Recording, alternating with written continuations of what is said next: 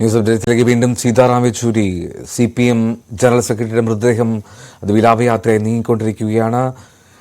നിരവധി പ്രവർത്തകർ, നിരവധി രാഷ്ട്രീയ രംഗത്തെ പ്രമുഖർ ഇന്ന് AKG ഭവനിലെത്തി അന്ത്യാഞ്ജലി അർപ്പിച്ചു. പ്രിയ നേതാവിന്, കമ്മ്യൂണിസ്റ്റ് പാർട്ടിയുടെ കരുത്തുറ്റ സാരഥിക്ക് വിട നൽകുകയാണ് രാജ്യം. മുഖ്യമന്ത്രി പിണറായി വിജയൻ ഉൾപ്പെടെയുള്ള കേരളത്തിലെ മുതിർന്ന CPM നേതാക്കളെല്ലാം അവിടെയുണ്ട്. വിലാപയാത്രയിലും അന്ത്യാഞ്ജലിയുടെ വേദിയിലുമെല്ലാം നേതൃത്വം നൽകിയത് കേരളത്തിൽ നിന്നുള്ള CPM നേതാക്കളായിരുന്നു എന്നുള്ളതും ശ്രദ്ധേയമാണ്. നിരവധി CPM പ്രവർത്തകർ കേരളത്തിലെത്തിയിട്ടുണ്ട്. മലയാളത്തിൽ മുദ്രാവാക്യം വിളിച്ചും അവർ യെച്ചൂരിക്ക് അന്ത്യാഭിവാദ്യം അർപ്പിക്കുന്നുണ്ടായിരുന്നു. കാർത്തിക്, ഈ വിലാപയാത്ര എവിടെ വരെ എത്തി, എന്താണ് വിവരങ്ങൾ?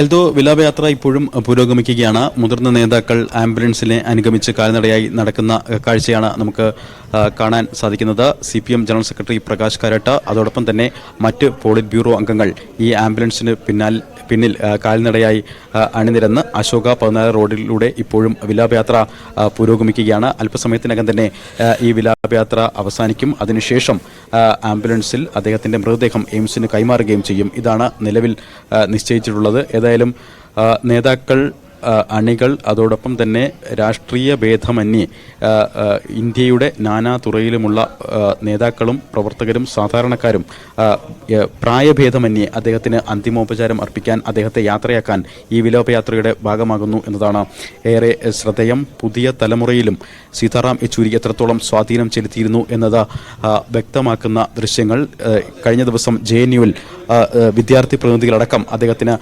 അന്തിമോപചാരം അർപ്പിക്കുമ്പോൾ അദ്ദേഹത്തെ എത്രത്തോളം, അവരുടെ മനസ്സിൽ അദ്ദേഹത്തിൻ്റെ സാന്നിധ്യം എത്രത്തോളം ഉണ്ടായിരുന്നു എന്ന് വ്യക്തമാക്കുന്നതായിരുന്നു. ഇടറുന്ന മുദ്രാവാക്യങ്ങൾ ആണ് അവിടെ നിന്ന് കഴിഞ്ഞ ദിവസം കേട്ടത്. ഇന്നും ഈ JNUവിലെ വിദ്യാർത്ഥികളുടെ അടക്കം സാന്നിധ്യത്തിലാണ് ഈ വിലാപയാത്ര എന്നതാണ് ഏറ്റവും ശ്രദ്ധേയം. ആംബുലൻസിന് ഇരുവശവും കൈകോർത്ത് പിടിക്കുന്ന റെഡ് വോളണ്ടിയേഴ്സ്, അവർക്കിടയിൽ പോളിറ്റ് ബ്യൂറോ അംഗങ്ങൾ, CPM കേന്ദ്ര കമ്മിറ്റി അംഗങ്ങൾ, അതോടൊപ്പം തന്നെ പാർട്ടിയുടെ താഴെത്തട്ട് മുതലുള്ള നേതാക്കൾ. പ്രിയ നേതാവിനെ അവസാനമായി ഒരു നോക്ക് കാണാൻ ഡൽഹിയിലെത്തിയവർ നിരവധിയാണ്. ഇത്തരത്തിൽ സീതാറാം യെച്ചൂരി പ്രവർത്തകരുടെ ഹൃദയങ്ങളിൽ എത്രത്തോളം ആഴത്തിൽ ജീവിച്ചിരുന്നു എന്നത് വ്യക്തമാക്കുന്ന ദൃശ്യങ്ങളാണ് നമുക്ക് കാണാൻ കഴിയുന്നത്. ഒരിക്കൽ സീതാറാം യെച്ചൂരിയോട് എന്തുകൊണ്ട് കമ്മ്യൂണിസ്റ്റായി എന്നൊരു ചോദ്യകർത്താവ് ചോദിച്ചിരുന്നു. ആ അഭിമുഖത്തിൽ അദ്ദേഹം നൽകുന്ന ഉത്തരം ഏതെങ്കിലും ഒരു സംഗതി ചൂണ്ടിക്കാട്ടി ഇന്ന കാര്യം കൊണ്ടാണ് താൻ കമ്മ്യൂണിസ്റ്റായത് എന്ന് പറയാനാകില്ല എന്നായിരുന്നു അദ്ദേഹത്തിൻ്റെ ഉത്തരം. പക്ഷേ അപ്പോഴും അദ്ദേഹം ആ ചോദ്യത്തിന് അനുബന്ധമായി പറഞ്ഞ ഉത്തരങ്ങളാണ് ഏറ്റവും ശ്രദ്ധേയം. അദ്ദേഹം അന്ന് പറഞ്ഞത്, അദ്ദേഹം വളർന്നു വന്ന സാഹചര്യം, ചെന്നൈയിൽ അദ്ദേഹത്തിൻ്റെ ജനനശേഷം ഹൈദരാബാദിലേക്ക് അദ്ദേഹം മാറുമ്പോൾ അവിടെ നിസാം ഭരണത്തിൻ്റെ കാലഘട്ടമായിരുന്നു. കർഷകർ ജന്മിത്വത്തിൽ വളരെയേറെ വിഷമിക്കുന്ന ഒരു കാലഘട്ടമായിരുന്നു. അതോടൊപ്പം തന്നെ തെലങ്കാന പ്രക്ഷോഭത്തിൻ്റെ കാലഘട്ടമായിരുന്നു. അത്തരത്തിൽ അതെല്ലാം കണ്ട് വളർന്ന ഒരു ബാല്യമാണ് യെച്ചൂരി എന്ന നേതാവിനെ പരുവപ്പെടുത്തിയത് എന്ന് അദ്ദേഹം പറയാതെ പറഞ്ഞു വെച്ചു. ജന്മിത്വത്തിൻ്റെ വിവിധ ഭാവങ്ങളും അതോടൊപ്പം തന്നെ ഹൈദരാബാദിലെ നിസാം ഭരണത്തിൻ്റെ ഹാങ് ഓവറും ഇതായിരുന്നു അദ്ദേഹം ആ ചോദ്യത്തിന് നൽകിയ ഉത്തരം എന്നാണ് ഏറ്റവും ശ്രദ്ധേയം. ഇതൊക്കെയാണ് തൻ്റെ മനസ്സിൽ കമ്മ്യൂണിസത്തിൻ്റെ വിത്ത് പാകിയത് എന്ന് അദ്ദേഹം പറഞ്ഞു വെച്ചു. ആ ഘട്ടത്തിൽ തന്നെ അദ്ദേഹത്തിൻ്റെ ജീവിതം പിന്നീട് ഹൈദരാബാദിൽ നിന്ന് ഡൽഹിയിലേക്ക് മാറുന്നു. അതൊരു യാദൃശ്ചികതയായിരുന്നു എന്നതാണ് ഏറ്റവും ശ്രദ്ധേയം. കാരണം അദ്ദേഹത്തിൻ്റെ അച്ഛന് ഒരു സ്ഥലം മാറ്റം ലഭിക്കുന്നു. അങ്ങനെയാണ് പ്രീ യൂണിവേഴ്സിറ്റി പഠനം ഉപേക്ഷിച്ച് അദ്ദേഹം ഹൈദരാബാദിൽ നിന്ന് ഡൽഹിയിലേക്ക് പോകുന്നത്. അവിടെ യെച്ചൂരിയുടെ കൊച്ചു ഫ്ലാറ്റിൽ അദ്ദേഹത്തെ കാണാനെത്തുന്ന P. സുന്ദരയ്യ, അന്നത്തെ പാർട്ടിയുടെ ജനറൽ സെക്രട്ടറി. അത്തരത്തിൽ വളരെ സീനിയർ നേതാക്കളുമായി വളരെ അദ്ദേഹത്തിൻ്റെ ചെറുപ്രായത്തിൽ തന്നെ ആഴത്തിൽ ഉള്ള ബന്ധം, അവരുമായി നേരിട്ട് ആശയവിനിമയം നടത്താനുള്ള അന്തരീക്ഷവുമൊക്കെ സീതാറാം യെച്ചൂരിക്ക് മാത്രം ലഭിച്ച പ്രത്യേകതകളാണ് എന്ന് പറയാം. അവരുമായുള്ള ആശയവിനിമയവും അവരോടൊപ്പമുള്ള പാർട്ടി ജീവിതവും തന്നെയാണ് അദ്ദേഹം എന്ന സീതാറാം യെച്ചൂരി എന്ന നേതാവിനെ പരുവപ്പെടുത്തിയത് എന്നതും ഏറെ ശ്രദ്ധേയമാണ്. അന്നത്തെ പ്രമുഖ കമ്മ്യൂണിസ്റ്റ് നേതാക്കൾ തന്നെയാണ് പ്രചോദനമായത് എന്നും അദ്ദേഹം പല ഘട്ടങ്ങളിലും പറഞ്ഞിരുന്നു. അതിൽ മുൻപന്തിയിൽ ഉണ്ടായിരുന്നത് P. സുന്ദരയ്യ, കോൺറേഡ് സുന്ദരയ്യ തന്നെയാണ് എന്നും അദ്ദേഹം പല ഘട്ടങ്ങളിലും പറഞ്ഞു വെച്ചു. അദ്ദേഹവുമായി ആഴത്തിലുള്ള വ്യക്തിബന്ധം, അടുപ്പം, അത് തൻ്റെ ജീവിതത്തിൽ ഏറെ നിർണായകമായി.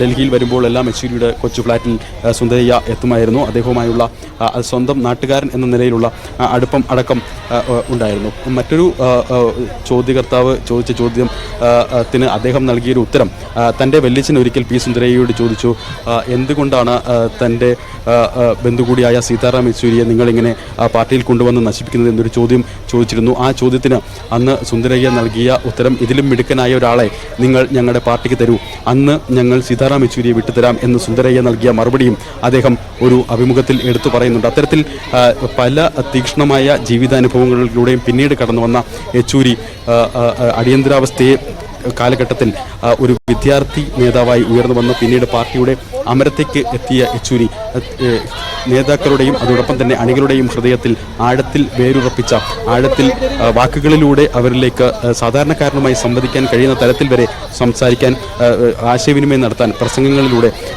ഒരുപക്ഷെ ഒരു സാധാരണക്കാരനായി കമ്മ്യൂണിക്കേറ്റ് ചെയ്യുക എന്നത് ഏറ്റവും പ്രയാസകരമായ കാര്യമാണ്.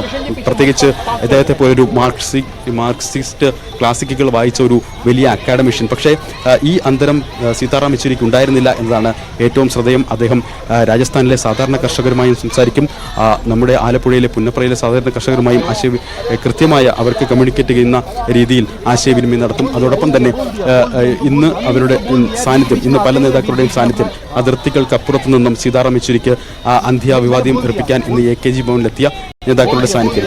അത്തരത്തിൽ വിശാലമായിരുന്നു സീതാറാം യെച്ചൂരിയുടെ ജീവിത രേഖ എന്നാണ് ഏറ്റവും ശ്രദ്ധേയം. ഏതായാലും വിലാപയാത്ര എന്തോ ഇപ്പോഴും പുരോഗമിക്കുകയാണ്. 14 അശോക റോഡിലൂടെ അദ്ദേഹത്തിന് ഒരുപാട് വൈകാരികമായ അടുപ്പമുള്ള 14 അശോക റോഡ്. സീതാറാം യെച്ചൂരി 84 CPM-ന്റെ കേന്ദ്ര കമ്മിറ്റിയുടെ ക്ഷണിതാവായി ഡൽഹിയിലെത്തുമ്പോൾ അന്ന് ഈ പാർട്ടി ആസ്ഥാനമായ AKG ഭവൻ ഉണ്ടായിരുന്നില്ല. അതിന് പകരം 14 അശോക റോഡിലെ ഒരു കെട്ടിടത്തിലായിരുന്നു ഓഫീസായി പ്രവർത്തിച്ചിരുന്നത്. അത് പിൽക്കാലത്ത് SFIയുടെ ഓഫീസായി മാറുകയും ചെയ്തു.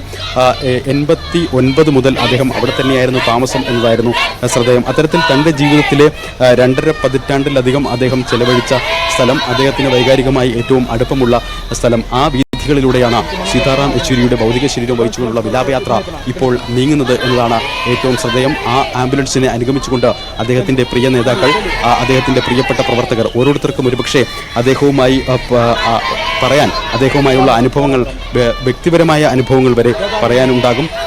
ഈ യാത്ര അല്പസമയത്തിനകം അവസാനിക്കും. അതിനുശേഷം സീതാറാം യെച്ചൂരി അദ്ദേഹം നേരത്തെ പറഞ്ഞു വെച്ചതുപോലെ അദ്ദേഹത്തിൻ്റെ ഇച്ഛാനുസരണം അദ്ദേഹത്തിൻ്റെ ഭൗതിക ശരീരം എയിംസ് ആശുപത്രിക്ക് കൈമാറും.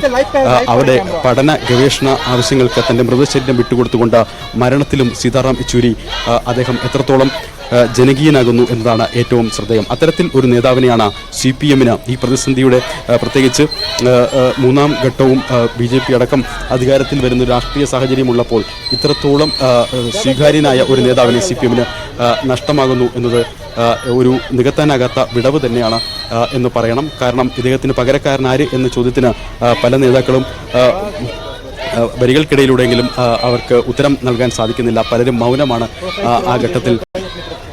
ആരാണ് സീതാറാം യെച്ചൂരിയുടെ പകരക്കാരൻ എന്ന് ചോദിക്കുമ്പോൾ അവരുടെ മുഖത്ത് ഒരു ഉത്തരമില്ലാത്ത പുഞ്ചിരി മാത്രമാണ് കാണാൻ കഴിയുന്നത്. അത്തരത്തിൽ സാധാരണക്കാരൻ്റെ ഹൃദയത്തിൽ ജീവിച്ച ഒരു നേതാവിനെ CPM-ന് നഷ്ടമായിരിക്കുന്നു. ആ നേതാവിൻ്റെ അന്ത്യയാത്രയുടെ ഭാഗമാവുകയാണ് അദ്ദേഹത്തിൻ്റെ പ്രിയപ്പെട്ടവർ. പ്രിയ നേതാവിന്, പ്രിയ സഖാവിന്, പ്രിയ സഹപ്രവർത്തകന് ഡൽഹിയിലെ സൗഹൃദ വലയം അന്ത്യയാത്ര നൽകുകയാണ്. പ്രിയ സഖാവിന് അന്ത്യാഭിവാദ്യം നൽകുകയാണ്. അവസാന യാത്രയിൽ നിരവധിയായിട്ടുള്ള പ്രവർത്തകർ അദ്ദേഹത്തെ ചേർത്ത് നിർത്തുന്നു, അദ്ദേഹത്തെ അനുഗമിക്കുകയാണ്.